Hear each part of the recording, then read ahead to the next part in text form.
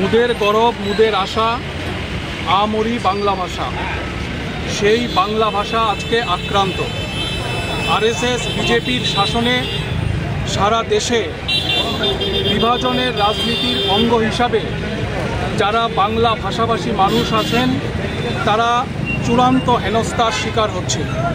আমরা 4টি বামপন্থী ছাত্র যুব সংগঠন এসএফআই, ডিওয়াইএফআই, পিওয়াইএফ এবং টিএসইউর উদ্যোগে আজকে আগরতলা শহরে প্রতিবাদ মিছিলে নেমেছি।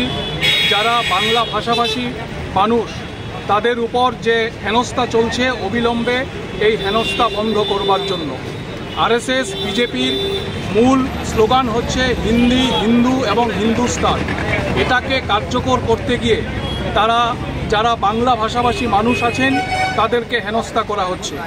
এমনকি বিজেপির এক নেতা অমিত মালব্য উনি বলছেন বাংলা ভাষা নাকি কোনো ভাষাই নয়, অথচ আমরা জানি যে সারা পৃথিবীর 35 কোটি মানুষ বাংলা ভাষায় কথা বলেন এবং আমাদের দেশের সংবিধানের একটি স্বীকৃত জাতীয় ভাষা হচ্ছে বাংলা এবং সারা পৃথিবীর মধ্যে কথোপকথনের মাধ্যম হিসাবে 5ম ভাষা হচ্ছে বাংলা।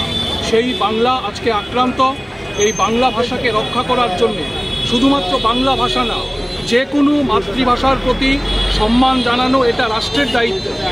এটা ককবরক হতে পারে, ইংরেজি হতে পারে, তামিল ভাষা হতে পারে, বাংলা হতে পারে। ফলে এই ভাষার প্রতি আরএসএস বিজেপির যে বিভাজনমূলক দৃষ্টিভঙ্গি তার প্রতিবাদে আমরা আজকে রাস্তায় নেমেছি, প্রতিবাদে সামিল হয়েছি। আমরা আশা করব আমাদের রাজ্যের এবং সারা দেশের সমস্ত শুভবুদ্ধি সম্পন্ন প্রগতিশীল মানুষ যারা বিভাজনের রাজনীতির বিরুদ্ধে, যারা আরএসএস বিজেপির অন্ধকারের রাজনীতির বিরুদ্ধে, তারা প্রতিবাদে সোচ্চার হবে।